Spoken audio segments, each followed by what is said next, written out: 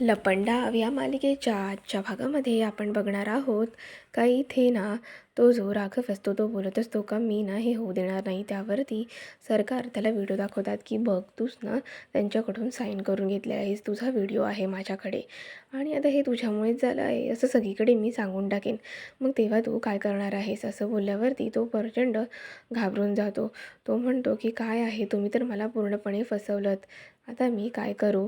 त्यावरती सरकार म्हणते का तुझं यातच भलं आहे का तू तुझं ना तोंड बंद ठेव, समजलं. असं म्हणून ना ती त्याला धमकी देत असते आणि तेव्हा ना तो ते सगळं शांतपणे ऐकत असतो.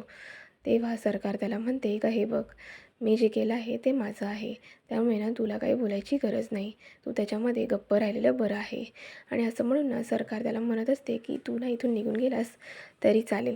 त्यावर तो जो एजंट असतो तो म्हणतो की हे ना तुम्ही चांगलं केलं नाही, तुम्ही ना एखाद्याला फसवलं आहे आणि तुम्ही असं करून तुमचं कधी चांगलं होणार नाही. असं बोलल्यावरती सरकार मात्र त्याला म्हणते का हे बघ, तू ना इथून निघून जा आणि तुझं तुझं कसं चांगलं होईल हे माझं मी बघेन आणि तुझं कसं वाईट होईल हे सुद्धा मी बघेन. असं म्हणून सरकार आहे कधी त्याला ओरडत असते आणि त्याला ना 4 शब्द सुनवत असते आणि त्याला म्हणत असते की तू इथून निघ.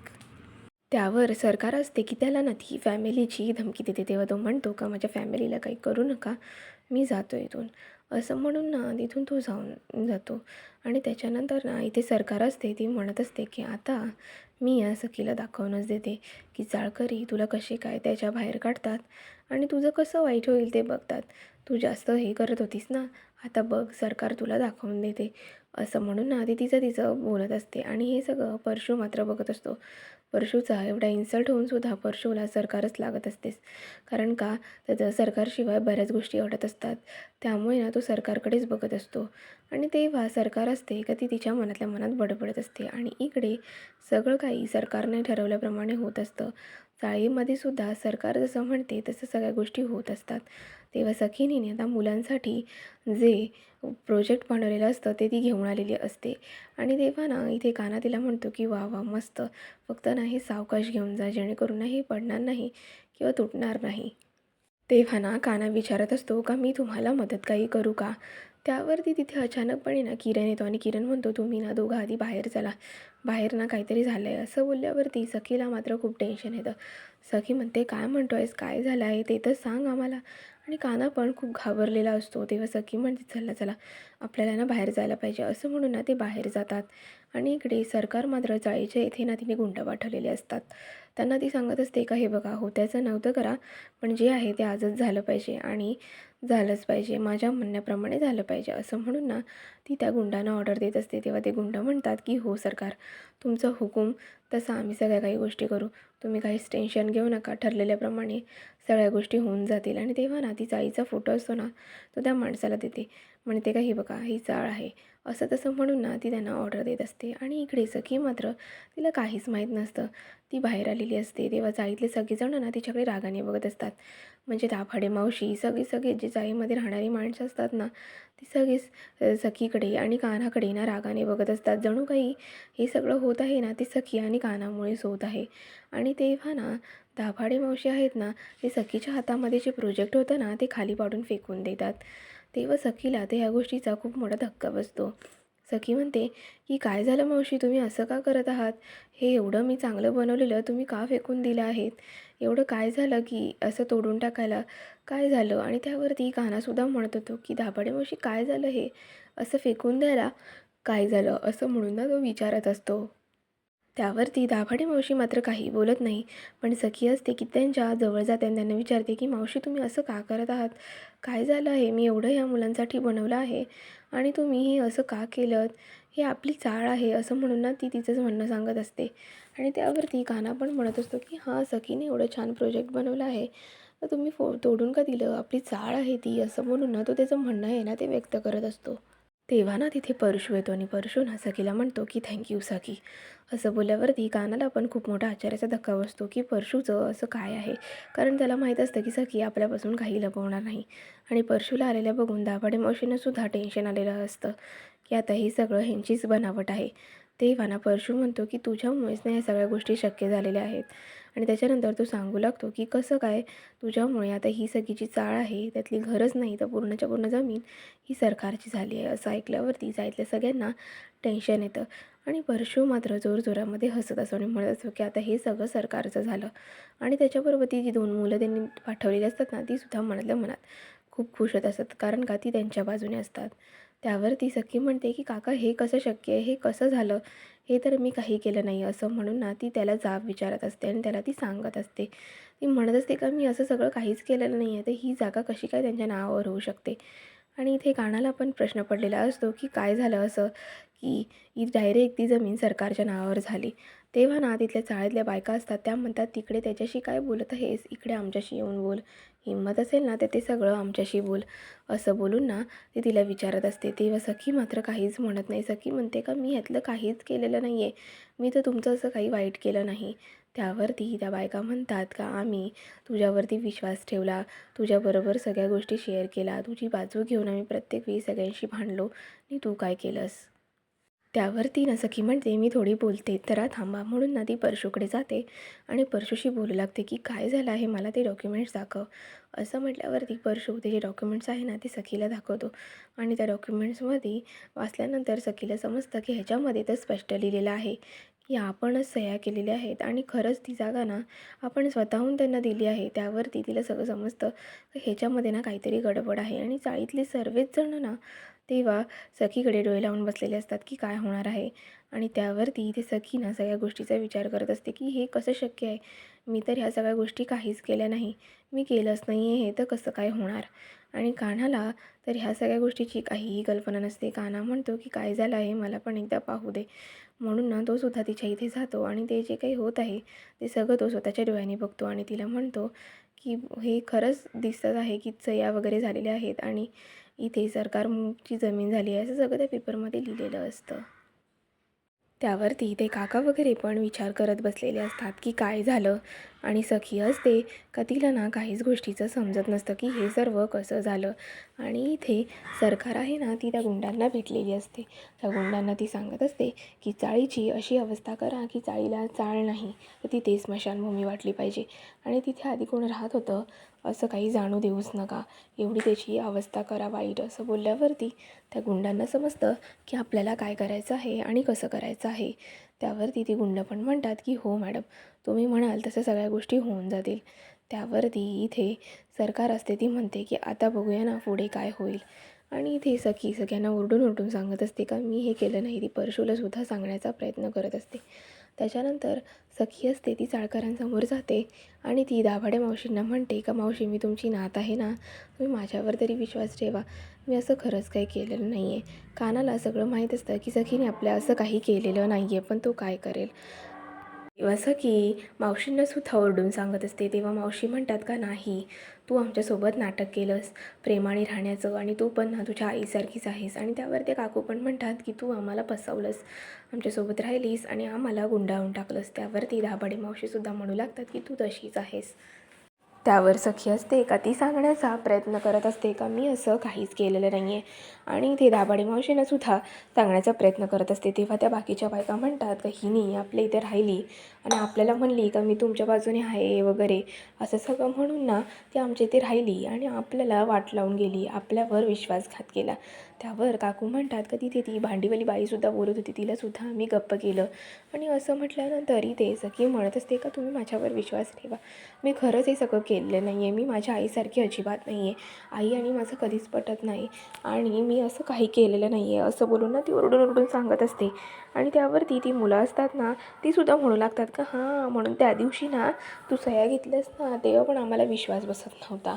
असं बोलल्यानंतर इथे काना मात्र खूप चिडलेला असतो आणि त्यावरती त्या बायकांना तिला म्हणतात का "तू इथं आमच्या चाळीमध्ये आलीस तरी का?" आणि असं म्हटल्यावरती ती मुलं असतात ना तीसुद्धा त्यांच्या ना आगीमध्ये तेल ओतू लागतात. तेव्हा काना मात्र त्यांच्या ना अंगावरती धावून जातो. त्यांना म्हणतो की "तुम्ही ना जरा गप्प बसा." असं म्हटल्यावरती त्यांना काका म्हणतात का "तू कशाला त्यांच्यावरती अंगावर धावून चाललेला आहेस? ते काही चुकीचं बोलत नाही. आम्हाला सगळं आठवत आहे की इथे इन्शुरन्सच्या टाईमला पण ते लोक कसे बोलले होते. पॉलिसी काढायला आले तेव्हा ते म्हणत होते का नका काढू आणि ओरडून ओरडून सांगत होते, पण आम्ही ना काहीच ऐकलं नाही, आम्ही तुझ्यावर विश्वास ठेवला." तेव्हा सखीला ते म्हणत असतात की "अगं सखी, तू प्रेमाने सांगितलं असतंस ना तर आम्ही स्वतःहून तुला सह्या दिल्या असत्या, पण तू असा खोटेपणा केलास ना त्यामुळे आम्हाला असं पटलेलं नाही आहे." त्यावरती काना म्हणतो का तिने काही खोटेपणा केलेला नाही आहे, तिला यातलं काही माहीत नाही. आणि तेव्हा सखीसुद्धा सांगत असते का मी ना असं काहीच केलेलं नाही आहे, मी असं केलंच नाही आहे, मी केलं असतं तर मी असं का करेन आणि मी बोलली असती ना तुम्हाला, असं म्हणून ना ती समजावत असते. पण जाळकऱ्यांच्या मनामध्ये एवढा राग आलेला असतो आणि हे सगळं सरकारमुळे झालेलं असतं, त्यामुळे त्यांना आजूबाजूचं काही दिसत नसतं. त्यामुळे ना ते तिच्यावरती चिडचिड करत असतात आणि ते तिला रागवतसुद्धा असतात. ती ना सखीला नजरेतसुद्धा धरत नसतात. सखीचं म्हणणं असतं का मी असं काहीच केलेलं नाही आणि खरंच सखीने केलेलं नसतं. तेव्हा त्यातले काकू आणि तिची ती मैत्रीण असते ना, ती म्हणत असते की तू आमच्या चाळीत आलीसच कशाला, तू आलीसच नसती तर हा सगळा प्रकार घडलाच नसता. तुझा या चाळीत येण्याचा हेतू काय होता आणि तू इथे आलीसच कशाला, तू आली नसतीस तर आम्ही असं झालंच नसतं, आम्ही सुखाचे राहत होतो, तुझ्यामुळे आता आमचं वाईट झालं आहे. एवढं ना प्रचंड असं घालून पाडून ना सखीला बोलत असतात. आणि तेव्हा ते काका म्हणत असतात का तुझा हेतू काय होता इथे येण्याचा, तुला हे सगळं करायसाठी इथे यायचं होतं का, तू इथं लग्न करून आलीस कशासाठी, हे करायसाठी आली का, तू नेहमी आमचं वाईटच बघितलंस, फक्त आमच्यासमोर नाटक केलं. त्यावर बिचारी सखी असते का ती ना सांगण्याचा प्रयत्न करत असते का मी असं काहीच केलेलं नाही आहे. तेव्हा ना दाभाडे मावशी म्हणतात की तू लग्न करून इकडे आलीस, गृहप्रवेश केलास, पण तुझं कधी ना आमच्यावर प्रेमच नव्हतं. तू प्रत्येक वेळी ना आमच्या प्रेमासाठी नाटकच केलंस, आमच्या प्रेमाचा ना फायदा घेतलास आणि तू अशी वागलीस, आमचा विश्वासघात केलास. असं बोलल्यावरती इथे ना सखीना खूप रडायला येत असतं आणि त्या बायका असताना त्या म्हणतात की तू पण ना तुझ्या आईसारखीच आहेस, तू शेवटी तिची लेक आहेस ना, तू तशीच वागशील. असं बोलल्यानंतर सखीला मात्र खूप वाईट वाटू लागतं. सखी म्हणते की काय चाललं आहे आणि काना मात्र तिच्याबरोबर खंबीरपणे उभा असतो. तेव्हा दाभाडे मावशी तिला बोलू लागतात का तुझं हे नाटक आहे हे आम्हाला आधीच समजायला हवं होतं, पण आम्ही पण तुझ्यावर विश्वास ठेवला ना आणि तुझ्यासोबत राहिलो. असं म्हटल्यावर काना पण सखीकडे बघत बसतो. तेव्हा सखी आहे कवडून ओरडून सांगत असते का मी नाही केलं आहे, माझ्यावर ना विश्वास ठेवा. पण कोणालाही तिच्यावर विश्वास बसत नसतो. सगळे जे आहेत ते ना त्या माणसांच्या नादी लागून बोलत असतात. सखी असते ती त्यांच्याजवळ माफी मागत असते आणि त्यांना हातसुद्धा जोडत असते का बघा मी असं खरंच केलेलं नाही आहे, माझ्यावर विश्वास ठेवा, मी असं का बरं करेन, मला काय गरज आहे ह्याची, म्हणून ना ती हातपाय जोडत असते. आणि जी मुलं असतात ना तीसुद्धा सखीकडे बघून खूप जोराजोरात हसत असतात. त्यांना ना त्यांचा प्लॅन सक्सेस झाल्यासारखा वाटत असतो. त्यांना असं वाटत असतं की बरं झालं हिचं जे ठरलं आहे ना तसं. पण इथे सखी मात्र सगळ्या गोष्टीचा विचार करत असते, सगळ्यांना म्हणत असते का मी असं केलं नाही आहे, मला प्लीज माफ करा. पण त्या बायका असतात की त्या तिला घालून पाडून बोलत असतात, तिला म्हणत असतात की तू निघ इथनं आणि असं बोलून ना तिला ना धक्काबुक्की वगैरे करत असतात, तिच्यावर ओरडत असतात, तिला म्हणत असतात तू सांग ना तुझा हेतू काय आहे, तू इथे कशासाठी आली होती. तेव्हा सखी मात्र ना खूप चिडून बोलते का हो मी इथे ना चॅलेंज कंप्लीट करण्यासाठी आली होती. असं बोलल्यावर ती काना पण सगळं बोलणं शांतपणे ना ऐकत असतो. त्यावर त्या बायकांचं असं हे बोलणं ऐकल्यानंतर सखीला मात्र टेन्शन येऊ लागतं आणि ती सगळं सांगू लागते का मी इथे माझं चॅलेंज कंप्लीट करण्यासाठी आली होती. असं बोलल्यावरती इथे जाईतल्यांना अजूनच मोठा धक्का बसतो. जाईतले म्हणतात का तू अशी निघशील असं कधी वाटलं नव्हतं. आणि तेव्हा ना दाभाडे मावशींना ना थोडी थोडी चक्कर येऊ लागते. तेव्हा सखीला मात्र काळजी वाटते म्हणून सखी त्यांच्या जवळ जाण्याचा प्रयत्न करते. तर तिथे सगळेजण आहेत ना ते तिला जवळ येऊ देत नाही. तिला ना ते लोक लांब सारतात, म्हणतात की नको आमच्या मावशींचं आम्ही बघून गेलो, तू जेवढं केलंस तेवढंच बास झालं, असं म्हणून ना तिला टोचून बोलत असतात. तेव्हा ना सखीला तर प्रचंड वाईट वाटतं की काय आहे हे लोक काहीच ऐकून घेत नाही आहेत माझं, काहीच माझ्याशी व्यवस्थित बोलण्याचा प्रयत्न करत नाही आहे. तेव्हा दाभाडे मावशीसुद्धा तिला बोलू लागतात की तुझी ही काळजी वगैरे होती ती सगळी खोटी होती. मी जेव्हा आजारी होती तेव्हासुद्धा तू ती माझी काळजी केलीस, ती सगळीच खोटी होती, त्याच्यामध्ये काही अर्थ नाही. असं म्हणून ना तिला ते बोलत असतात. आणि त्या ज्या जाईतल्या बायका असतात त्यासुद्धा तिला म्हणू लागतात की तू ना आम्हाला फसवलंस. ती भांडीवाली बाई पण आम्हाला ओरडून ओरडून सांगत होती पण आम्ही तिच्यावर सुद्धा विश्वास ठेवला नाही, तिथेसुद्धा तुझी बाजू घेतली आणि ही मुलंसुद्धा तुझ्याबद्दल बोलत होती तेव्हासुद्धा आम्ही तुझीच बाजू घेतली, त्या मुलांचं काही ऐकलं नाही. तेव्हा सखी म्हणते का हो पण ते सगळं बरोबर आहे, मी असं काहीच केलेलं नाही आहे, माझा काय संबंध नाही आहे, मी असं का करेन, मी तुमच्याशी अशी खोटी का वागेन, मी तर इथे येऊन तुमच्यासोबत राहत होती ना, तुम्हाला कधी काय त्रास होईल असं मी कधी काही केलं का, तुम्हाला काहीच त्रास होणार नाही ह्याची जास्त खबरदारी मी घेत होती. त्यावरती मावशी म्हणतात का हे सगळं नाटक होतं तुझं. तुझं आमच्यावर प्रेमच नव्हतं. तू कधी आम्हाला जीवच लावला नाही. तुझा फक्त आणि फक्त स्वार्थ आणि तुझ्या हेतूसाठी तू इथे राहत होतीस. असं म्हटल्यावर सखी मात्र आज माईंनासुद्धा सांगत असते की माई असं काही नाही आहे. तुम्ही जसं समजताय तसं काहीच नाही आहे. हे सर्व गैरसमज आहे. थोडंसं माझं ऐकून घ्या. थोडासा मला वेळ द्या. मी असं काहीच केलेलं नाही आहे. मी असं का करेन? माझ्याच्याने असं होणारसुद्धा नाही. त्यावरती तिथल्या बायका म्हणतात का नाही नाही, तू एक नंबरची खोटारडी आहेस आणि तुझ्यावर विश्वास न ठेवलेला बरा. तेवढ्यातच तिथे परशू ना गाडीमध्ये काहीतरी घेऊन येतो आणि ती गाडीमध्ये दुसरं तिसरं काही नसून इथे चाळ मुण्यासाठी आलेली माणसं असतात. आणि ती गाडी आल्यावरती इथे सखीला समजतं की इथे काहीतरी होणार आहे. त्यामुळे ना सखी पण तिथे परशूकडे बघत असते आणि परशूला ती विचारत असते की काय आहे काका, हे असं करणं चुकीचं आहे. पण तेव्हा ना कानाला पण खूप मोठा धक्का बसलेला असतो की हे सगळं एवढं अचानक सगळं काही होत आहे. आणि तेव्हा ना सखी असते ती म्हणते की काय चाललं आहे म्हणून ती पुढे बघण्यासाठी जाते. आणि तेव्हा चाळीतले ते सगळेजणं खूप घाबरलेले असतात. तेव्हा ते जे गुंड असतात ते पण अतिशय भयानक असतात आणि त्यांच्या हातामध्ये ना मोठे मोठे हत्यारं असतात, जेणेकरून चाळीला आम्ही तोडणार आहे आणि सगळं काही बरबाद करणार आहे म्हणून. त्यावरती ते लोक ठामपणे उभे असतात. आणि तिकडे सखी असते ना ती म्हणत असते की आता ही लोकं आली आहेत म्हणजे ही चाळीसाठी तोडफोडच करायला आलेली आहेत आणि ह्यांचा उद्देश फक्त आणि फक्त चाळ तोडायचा आहे. असं म्हणून ना तिला टेन्शन आलेलं असतं. तेव्हा चाळीतले म्हणतात का बघ घे आली तुझी माणसं आणि आता काय करायचं आहे ते कर. असं म्हटल्यावर ती कानाला पण टेन्शन येऊ लागतं आणि ती सखी इथं विचार करत असते की चाळीतले तर माझ्या विरुद्धच उभे राहिले आहेत. मी असं काहीच केलं नाही. आणि तेव्हा कानासुद्धा विचार करत बसतो की आता काय केलं पाहिजे. पण सखीला मात्र सगळ्याच गोष्टीचं टेन्शन आलेलं असतं. ती बिचारी ना रडत असते आणि तिला ना काही समजत नसतं. ती सगळ्यांना सांगण्याचा प्रयत्न करत असते का मी नाही मागवलं ह्या माणसांना वगैरे, मी काही केलं नाही आहे. पण ती जी चाळीतल्या बायका असतात त्या का ऐकून घेण्याच्याच मनस्थितीत नसतात. कारण का त्यांचं घर जाणार असतं ना, ह्याच्यापेक्षा मोठं दुःख त्यांना काहीच नसतं. त्यामुळे ना तिथे सखी त्या गुंडांच्या इथे जाते आणि त्या गुंडांना म्हणते का हे बघा, तुम्हाला काय करायचं असेल ना तर पहिले पंगा आहे ना तो माझ्याशी घ्यावा लागेल. पहिले ना माझ्याशी बोलावं लागेल, जे आहे ते माझ्याशी बोला आणि मी हे चाळीविषयी कधीच होऊन देणार नाही. असं बोलल्यावरती सखी जे वागत आहे ते चाळकरी शांतपणे ना सर्व काही बघत असतात. मात्र गुंडांना ही सखीच्या वागणुकीचं हसायला येत असतं. ते म्हणत असतात का ही आपल्याला अडवणार आहे का, हिच्यामध्ये तेवढा दम तरी आहे का. आणि तेव्हा सखीची ती मैत्रीण असते ना ती सगळं काही शांतपणे बघत असते. तेव्हा मात्र सखी सगळ्यांना रागाने बघून सांगत असते का हे बघा, मी तुम्हाला काही करू देणार नाही आहे. तुम्हाला आधी काही करायचं असेल तर तुम्हाला माझ्याशी पंगा घ्यावा लागेल. असं म्हणून ना तिच्या हातामध्ये ती कपडे धुण्याचा जे साधन असतं ते घेऊन उभी असते आणि ती म्हणते का हे बघा, मी तुमच्याशी लढायला तयार आहे. असं म्हणून ना ती हातामध्ये तो घेऊन ना उभा असते आणि ती म्हणत असते का माझ्याशी पंगा घ्या आधी, नंतरच जा इकडे जा.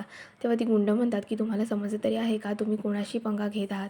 आणि असं म्हणून ना ती गुंड असतात ती सखीला धक्का मारतात आणि तिला ना ढकलून देतात. तेव्हा तिचं डोकं आहे ना ते छोटी टू व्हीलर असते ना त्याच्यावर अडकतं आणि अटकल्यानंतर ना तिला ते डोक्याला लागून जातं. आणि हे सगळं बघून चाळीतल्या लोकांना दया तर येत असते, पण ते लोक ना स्वतःला अडवण्याचा प्रयत्न करत असतात. म्हणत असतात का नाही जायचं आपण, तिला व्हायचं आहे ते होऊ दे. आणि त्यावरती दोन मुलेला आलेली असतात ती तर हसत असतात. ती म्हणत असतात का बघा, स्वतःचाच प्लॅन आणि स्वतःच काहीतरी करत आहे. त्यावरती काना मात्र त्या मुलावर भडकतो. त्याला म्हणतो की तू ना जरा गप्प बस, कशाला तेवढा शहाणपणा करत आहेस. आणि त्यानंतर इथे काना असतो ना तो ना सखीची काळजी घेत असतो. सखीला म्हणत असतो का तुला लागलं तर नाही ना. असं बोलून ना तो तिच्या डोक्याला जे लागलं आहे ना ते पुसत असतो. आणि तेव्हा काना सखीला म्हणत असतो की तू कोणासाठी एवढी मेहनत करीत आहेस, ह्या जाईतल्या लोकांसाठी का, ज्यांना कसल्याच गोष्टीची फिकीर नाही आहे, तुझी जरासुद्धा काळजी नाही आहे, जरासुद्धा तुझ्यावरती विश्वास नाही आहे. तू काय करतेस, कोणासाठी काय करतेस ह्याचा ह्यांना अजिबात विश्वास नाही आहे. अगं ह्यांच्याकडे क्लासला जायला पैसे नव्हते तरी पण तुझ्यामुळे ते शक्य झालं आहे क्लासला जाणं. आणि त्यावर काना म्हणत असतो का हे बघ, चाळकऱ्यांसाठी तू एवढं सगळं केलं आहेस, पण ते चाळकऱ्यांना कधीच मान्य नाही आहे. तू त्यांच्यासाठी आजवर काय नाही केलंस, सगळं काही केलंस, त्यांचं म्हणण्याप्रमाणे सगळ्या गोष्टी केल्यास, पण त्यांना ना काहीच नाही तुझी. आणि तू ह्या लोकांसाठी स्वतःचा त्रास करून घेत आहेस. ह्या लोकांसाठी तू प्रत्येक वेळेला तुझ्या आईसाठी वैर घेतलं, तुझ्या आईबरोबर लढत राहिलीस, पण ह्यांना काय आहे गं त्याचं, ह्यांना त्याचं काही नाही. ह्यांनी साधा तुझ्यावर विश्वाससुद्धा दाखवला नाही. या दाभाडे मावशी ह्यांना जेव्हा बरं नव्हतं तेव्हा तू तुझ्या बाबांची लास्टची आठवण म्हणून तुझी अंगठी होती तीसुद्धा तू विकून टाकलीस.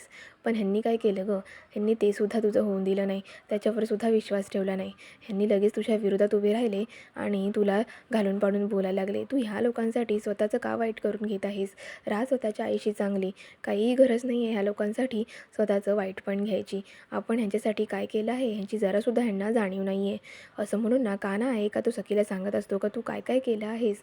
पण ह्या माणसांना त्याची काहीच कदर नाही आहे. हे लोकं तर आपल्या माघोरी असे वागत आहेत आणि इथे तू ह्यांच्यासाठी एवढं सगळं केलंस तरी पण ह्यांना त्याची कदर नाही आहे. ते आहेत तसे वागत आहेत. त्यांना तू जे काही चांगलं केलंस ते मात्र आठवत नाही.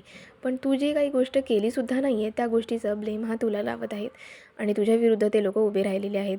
तुला काही गरज नाही आहे ह्यांच्यासाठी करण्याचा.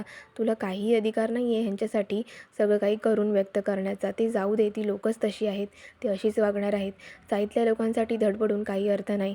त्यांना समजायला हवं का बंगल्यात राहणारी मुलगी चाळीत येऊन राहते म्हणजे ती किती मोठं सॅक्रिफाईस करत आहे. महालात राहणारी मुलगी चाळीत राहणं सोपं नाही.